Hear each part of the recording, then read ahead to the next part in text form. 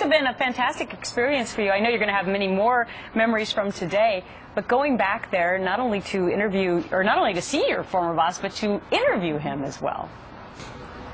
Yeah, we reversed roles a little bit, but, you know, we really kind of had the Mutual Admiration Society, a wonderful look into the personal relationship and the man that I got to know over 8 years. And this reunion last night at the supper on the lawn at the SMU campus the night before this dedication ceremony was wonderful. Saw lots of people like Andy Carr, Josh Bolton, Condi Rice, and many other friends and people that worked really hard in those 8 years. So today's a wonderful day of celebration. And of course, the museum behind you is the repository of a lot of the stuff, 43,000 items from the Bush administration.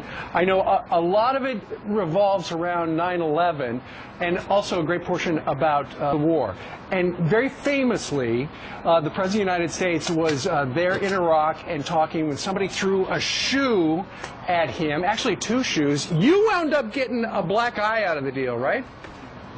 Yeah, I was the only one who got hurt, and I got to ask him about that, and that interview is going to air tonight on The 5, but I think you have a clip of it here, right? We do. Let's watch. You had a particular belief in freedom of the press. Absolutely. We didn't get the best press coverage, necessarily, but you... Gosh, I don't know why you said that. And so you remember, obviously you remember that press conference in Iraq, yeah. The shoe throwing thing?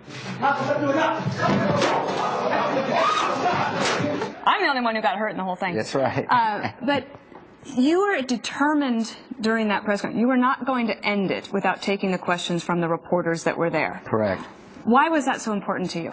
Because I think in order for democracy to function well, there has to be a vibrant press. And in Iraq, when the guy threw the shoe, I wanted to do 2 things. One, I didn't want to leave to give him a slight victory. Mm-hmm. President Bush had to leave the room, therefore I achieved my objective. But I also wanted to say to the young Iraqi press corps, I want to answer your questions. No, I'm a big believer in the press. I didn't like some of the stuff they wrote, but of course you have you don't have to read it. You know, you can just rely upon your press secretary. Not really. Yeah. I mean, I know it's in the news, but most of these opinion pages are pretty predictable to begin with. He's right. I agree. So Dana, when you talk to the president, do you think he's cognizant of the fact that his approval rating's gone from 34 to 47, and in some polls close to 50%? Yes, I think he's pretty aware of everything that's going on at all times, as I learned. The amazing thing about President Bush that I wish I was like is he has this ability to let history decide the legacy. This library is a wonderful tribute to freedom, all the things that he and Mrs. Bush held dear. Mrs. Bush is prominent throughout. And there's a 9/11 exhibit, Brian, that if you and the viewers have a chance to come to Dallas, you see at the beginning how the library was going to be really focused on education and economic growth, and you can hear the sirens in the background. And I talked to President Bush about that one as well with students at SMU.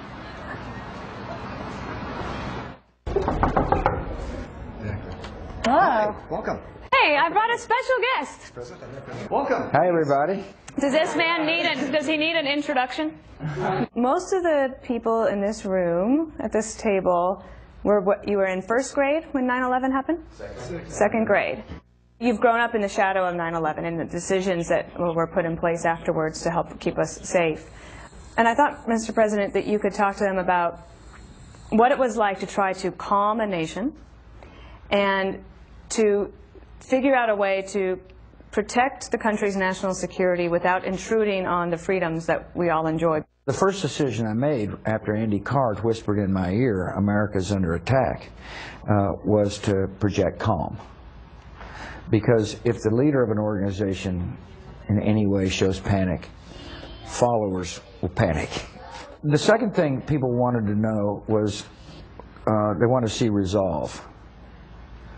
In other words, I resolved at that moment to do everything within my power and within the law to protect the country. There was a lot of other issues that we had to deal with, one of which was religious bigotry. So I went to a mosque shortly after 9/11 to send the signal that we cannot lose our values in the midst of human tragedy. Dana's right. We were very careful not to abridge civil liberties. Those kids must have been so excited and shocked.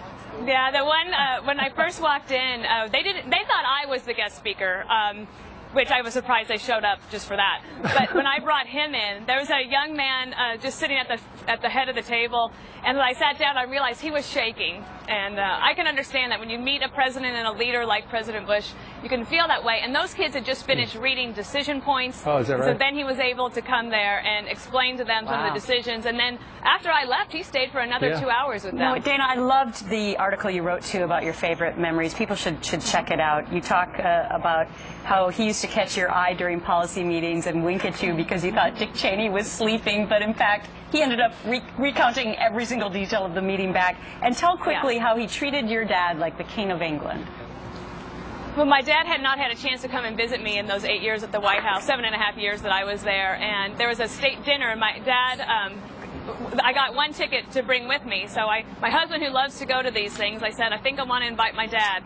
So my dad came, and it was his first black tie event, and President Bush knew that it was a big deal for me to have my dad there. Well, when we walked in, we saw all these great Italian Americans. It was a dinner for Berlusconi. And when we walked in to get our picture taken, President Bush dropped everything and said, Leo Perino, we have been waiting for you for 8 years, and we are so glad you're here. Do you want to meet Condi Rice? Have you met Mrs. Bush? Let's go see Dick Cheney. And he just took over for me, and I'll never forget that. In many ways, President Bush was like a second father to me. I think he was an excellent president, and I was honored to write that piece. It's at foxnews.com, just about my personal memories. Everyone else can hash out the successes and the legacy and the decisions. I just wrote about how I feel about him. Right, so Dana, we're going to get more of those